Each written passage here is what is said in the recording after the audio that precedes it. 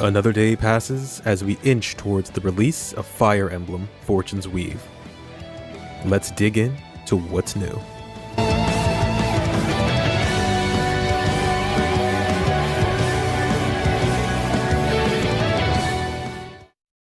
But before that, I thought it might be prudent to mention that Chrom is still dealing with his fly dilemma. However, it looks like salvation has come knocking. Frederick, his retainer, was ever so prepared and has brought along an exterminator to snuff out the issue once and for all. Not while I draw breath. There's just one issue. His starting rate sits at 5,000 gold, and unfortunately, Chrom has just spent the last of his money on a master seal he'd use to promote later. If you subscribe, you'll be able to help this prince through his tumultuous endeavor. Much appreciated. Hello. And today we have even more Fortune's Weave news to cover, mostly being the reveal of several new side characters, snippets of new gameplay, confirmation of returning and new mechanics, and our first look at possible support conversations and story cutscenes. Similarly to the last batch of news, it seems each faction of the game has gotten a character spearheading the spotlight, so let's not waste any more time and dive right into it.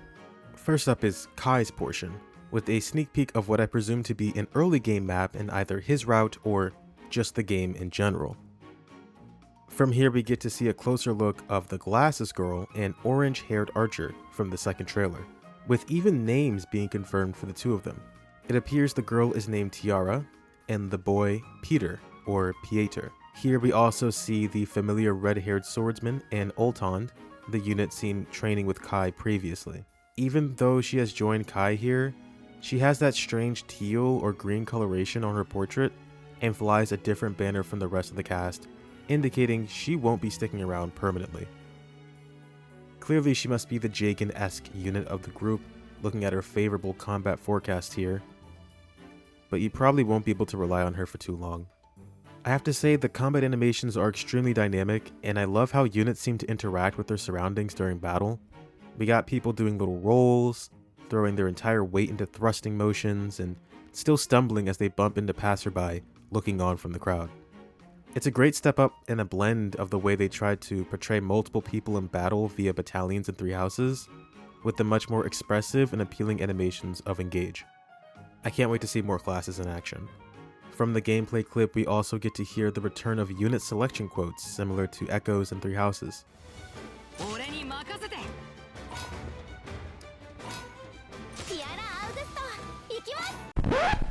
Huh? Wait a minute. What did she just say? Get a hold of yourself. Leave everything to me.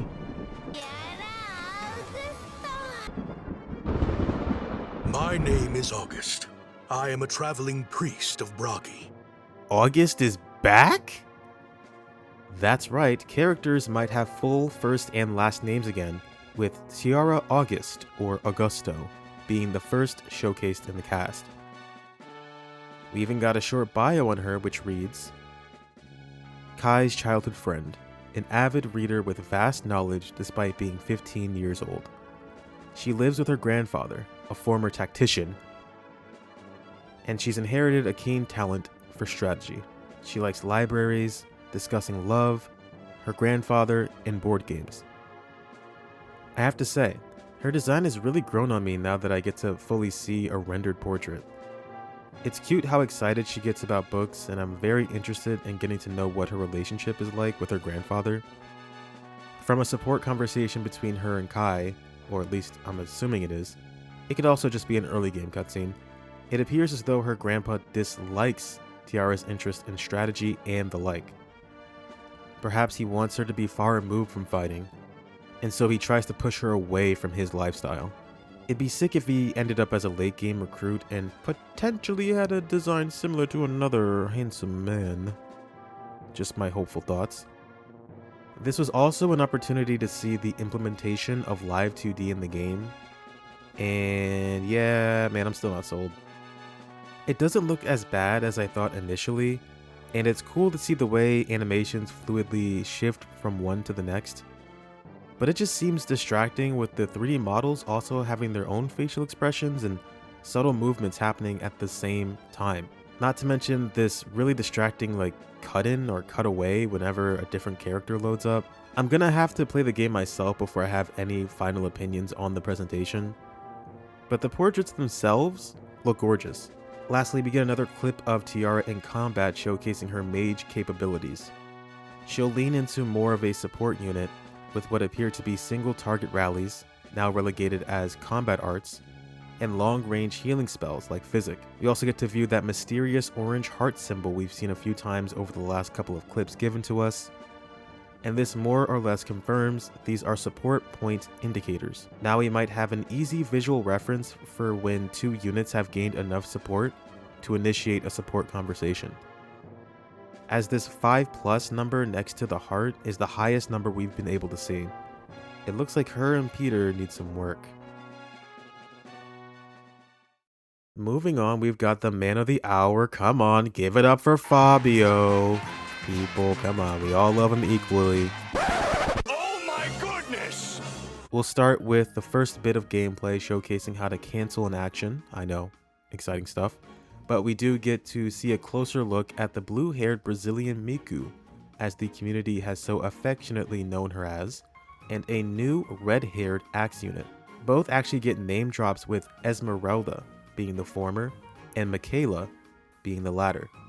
Dietrich is again fighting in a strange pipe-laden map with fucking holograms everywhere. What the hell is going on in Dietrich's route? It immediately brings to mind Agartha yet again, what with Fabio wielding dark magic and this dark metal track blaring during battle.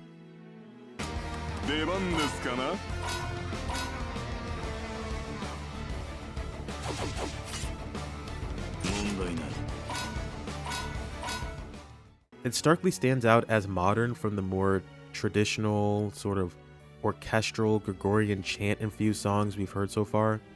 Outside of whatever weird shit Dietrich is going through on this map, we get a character bio on Fabio, which reads, "An enigmatic missionary of the Church of Saros from the distant land of Fodlan. While rational, he often looks down on others, calling them beasts. He and Dietrich share the same hometown, but didn't know each other. He likes various types of pain and talking to smart people." There's been a lot of buzz surrounding Mr. Fabio since his reveal, mainly being his appearance. He's chopped looking, he's clearly evil, he's actually Solon from Three Houses. Let me just say that I, for one, really like this design.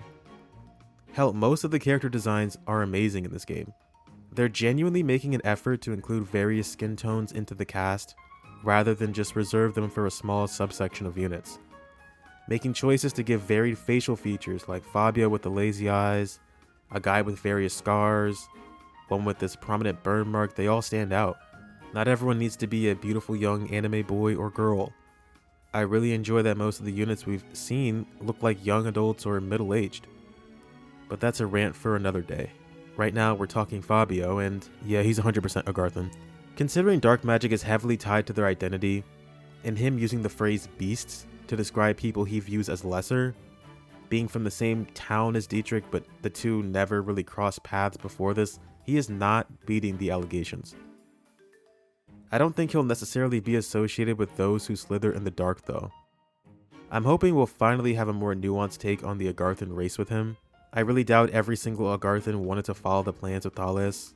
There were probably some that wanted to just live peacefully or find other solutions to their persecution issue. It brings to mind the descendants of the Lopter Empire from Genealogy. Although the prominent figures of the faction were bloodthirsty and genuinely rage-filled evil people, which unfortunately painted a skewed perspective of the entire organization, there were just as many that hoped for normal lives and feared being burned alive due to quick persecution. Fabio probably isn't the most peace-loving guy. The man clearly puts people in categorical boxes and likes various types of pain, but I don't think he'll be entirely evil or was placed in Dagda to just spread chaos. I think we should keep our minds open with him. He might be a surprise favorite character for a lot of us. Him being from the Church of Saros is a gigantic reveal as well. He might be a double agent, or if this is a sequel, this implies the church is still holding strong even after the events of Three Houses. But if so, which route would it stem from? Crimson Flowers seemed to eradicate the church in its entirety. So how in the world could he possibly be an emissary from that same church? Would we just ignore Crimson Flowers canon? In which case, which route would be canon? Or if it is a prequel, then how soon after the War of Heroes are we placing this story? It'd have to be at least a century so the church could establish any influence, and especially so if they're sending out missionaries. Lastly, we see a scene playing out soon after the first round of the tournament, with Fabio complimenting Tiara for her intellect. This is also where we get a close-up view of Esmeralda, and yeah, she's beautiful. I really like her design. It looks like the two of them will have a bickering back and forth sort of relationship, with Fabio indirectly insulting her and her retaliating by trying to initiate a fist fight. I mean, look at the vein going on here. This girl is pissed. Their dynamic seems fun, and I would love to see how it develops through supports, with possibly even Dietrich joining in as the straight man to their antics. In between character spotlights, the official Twitter account dropped info on how weapon restrictions are confirmed for this game. I myself was a little confused on how it might work for a while and just assumed it would be similar to the way weapons were handled in Three Houses.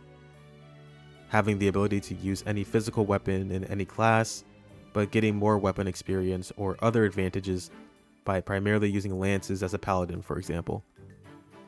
But no, it looks like we're going the classic route of having set weapon types for each class yet again, and I much prefer this. It does look like the variety of weapons each class can equip will still be pretty huge, as we can see here in this clip with Ultond. This tells us priests can use axes, gauntlets, black and white magic, and Kai indicates Orneus riders have access to swords, lances, and axes. They give further examples in the tweet saying hunters are sword and bow locked, soldiers have the three major weapon types of swords, lances, and axes. I really like that they're giving us just enough breathing room to customize how we can use these units weapon-wise. I'm looking forward to seeing how the promoted classes end up being handled. Along with the information, we got a really clear look at some of the mysterious portraits we've seen dotted within all the promotional material. Starting from the left, we got the red-haired swordsman who has to be a sellsword of some kind. He's been in everyone's army. The pinkish-haired flying unit usually seen with Theodora. The burn mark braid guy seen with Leda. Another red-haired hunter girl we saw who also seems to be Theodora-centric. And this little brawling kid featured in a cutscene with Leda. Out of all these designs, I gotta say Mr. Red is looking really good. Love all the scars, the tuft of bright orange mixed with a dull red, and the 5 o'clock shadow. Miss Hunter, however, she looks kinda crazy. I saw a tweet saying her design looks like someone playing Exquisite Corpse, and I just can't unsee it now. Hopefully a class change will treat her well. Next up is a character I was very mixed on before, Bonaparte. His bio reads, Theodora's right-hand man, a wise general from the kingdom of Seramis who still serves on the front lines. In a kingdom where writing is forbidden, he records all of its history and wisdom in his memory. He likes memorizing knowledge, debates, and poetry. Wow. What a guy. No, seriously, I didn't think much of him before when all we got were small icons and just his model to work with, but now that I'm looking at him up close, his design absolutely rocks. He has the appearance of a more rough, hit first, ask questions later kind of character, but in reality, he'll probably be one of the wisest, most intelligent characters in the entire game. They really faked me out with him. It's interesting to note that Saramis has an explicit ban on writing. I wonder just what it is they're trying to obscure within the kingdom. Was this rule instated by the kingdom itself, or the Dagdan Empire ruling over it? Perhaps this rule is what has fueled Theodora's own wish when it comes to the heroic games. She could be trying to unveil a more corrupt nobility to give true freedom to her people. I think it's sick that Bonaparte has to internalize the entire history of Ceramus. He's basically a walking history book, and this could give us a unique look at a more oratorical society within Ceramus. Just how much history and legend is passed down and who controls that spread of information. All of this is making the location of Ceramus that much more intriguing. Through a short scene with this gangrel looking character named Dayan, we're able to piece together more of Bonaparte's own philosophy and how it pertains to his station. He seems to genuinely love his country and isn't against speaking out towards people of royalty, which I'm assuming Dayan is to some extent, to make sure that point gets across. Even though he worked with Theodora's father, Sergio, he sees a lot of the important foundational characteristics of a leader within her as well. It looks like Ceramus has a wealth of its own issues to deal with, what with their recent king being assassinated, a blatant prohibition on reading and writing, and what seems to be a succession dispute with Mr. Dayan over here. There's a lot to unpack with Theodora, and honestly this short look on her internal disputes got me a lot more interested in her story. Lastly, we get a look at Bonaparte in action fighting some very intriguing enemies. These look to be the Risen type enemies of the game with this strange purple aura surrounding them, not too different from the monsters we saw at the end of the second trailer. There are 3 really important things to note here. One being that battalions seem to be confirmed through this interaction. When Bonaparte attacks this hunter, they are surrounded on all sides by allies.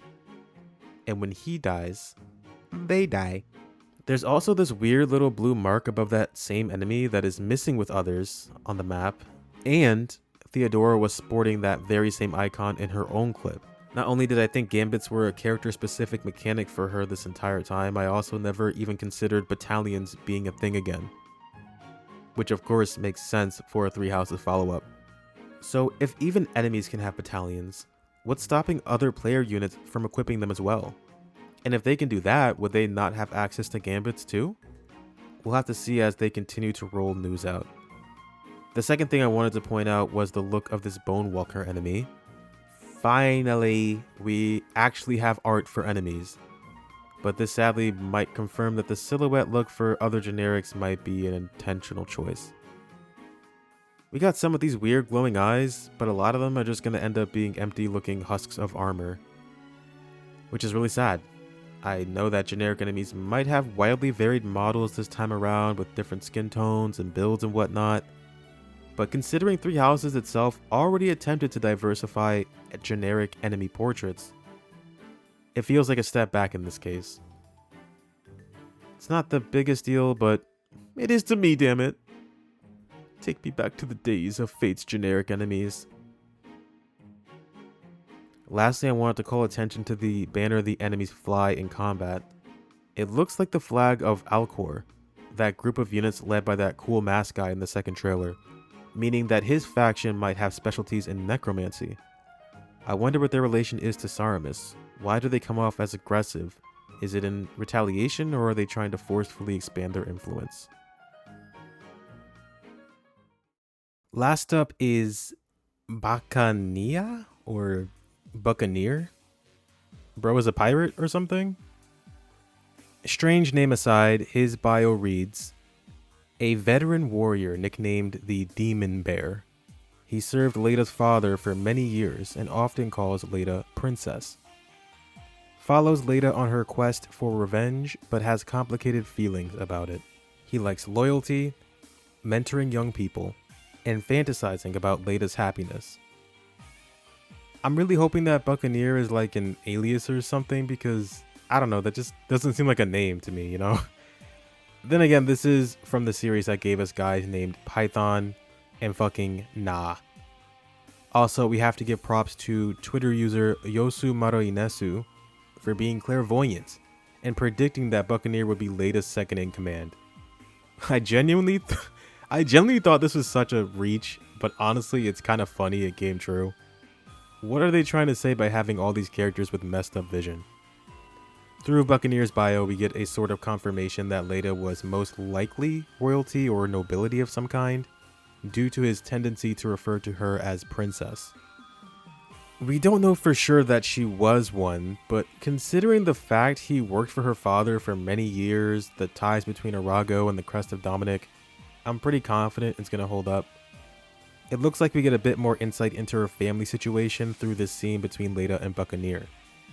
Her father, named Guillermo, was some sort of legal officer in Dagshin. What does that entail exactly? Who knows? But this could mean she could be someone of lesser status, with her family still well off and of higher standing than a commoner. Part of me is torn though, since before it was cooler to envision just a regular run-of-the-mill dancer having their life turned upside down and then going on a revenge quest, as opposed to a noble doing the same thing. Again, I know it's Fire Emblem and it's traditional to follow nobility as a protagonist, but it'd be cool now and again to get characters removed from that trope. Unfortunately, I don't think Leda will be breaking that mold. It does seem like Buccaneer has reservations on Leda's revenge though, and he'll probably be the voice of reason keeping her from going over the edge. I feel like this little line is trying to foretell that Leda might get consumed by her vengeance. I'm really hoping they go all the way and the two even have a falling out. It'd be nice to see a kind of knightly mentor type character stick to their code of morality and even oppose the protagonist if they just won't listen to reason. Delving into more of their conversation, we learned that Buccaneer is from a place called Bafos, most likely a foreign nation and one that I couldn't quite pinpoint on the map. He had this sort of wandering samurai vibe going on during his youth, looking for a strong master to serve through a test of strength. And it looks like Guillermo utterly trounced him, leading Buccaneer into over 20 years of service to him. Buccaneer honestly has a lot going on, similar to the other advisor characters shown. He could have a wealth of history and experience to share with Leda and her crew.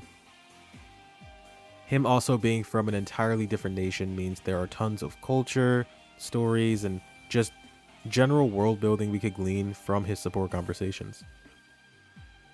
I'm looking forward to getting to know what the Demon Bear was like in his prime. Finally, we end with a short clip of Buccaneer in action. He belongs to the soldier class initially, with proficiencies in lances, axes, and heavy armor. Strangely, he lacks the sword option, even though a previous tweet said soldiers could use them. Might be a translation issue in that case, or perhaps this is the possible next tier of the soldier class. In which case it seems soldiers will lean more into becoming armored units rather than mounted, similar to Gaiden or Echoes. Buccaneer is wielding the shield axe, by the way, a weapon we haven't really seen in a traditional Fire Emblem game, but rather Tier Ring Saga, of all things. Kaga is here, and he's alive, and well, first we got the August reference, now this. What's next, Kaga? Speak to me. But seriously, I hope they include more weapons that not only look odd, but also come with bonus effects, as I feel like modern Fire Emblem keeps reserving special abilities for personal weapons. We don't get to see the weapon stats in this preview, but it does appear to give some sort of skill activation as showcased here. Maybe it mitigates damage during combat? Also, I think it's funny they just ripped the critical hit animation straight out of Engage, which is, honestly, it's not a bad thing. Engage's animations were one of the best things about it. To wrap things up, I wanted to give special attention to the music. Yet again, did I mention I already love this soundtrack? What I'm loving the most is the different instrumentation between all the clips shown. It might indicate that routes, or at least route-specific maps, will have their own battle themes. And each one looks to match the tone of each protagonist's story. We've got this upbeat flute happening with Kai, making it seem like him and his friends are setting out on an adventure.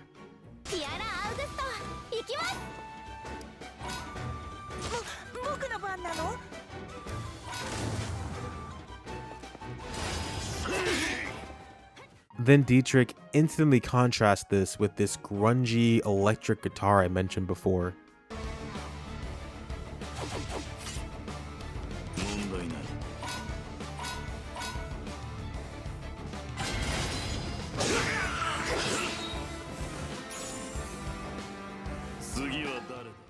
Theodora has a really smooth acoustic guitar, or Spanish guitar, or maybe even the oud. Does anyone even know what an oud is? I had to look this shit up. All I know is it sounds good.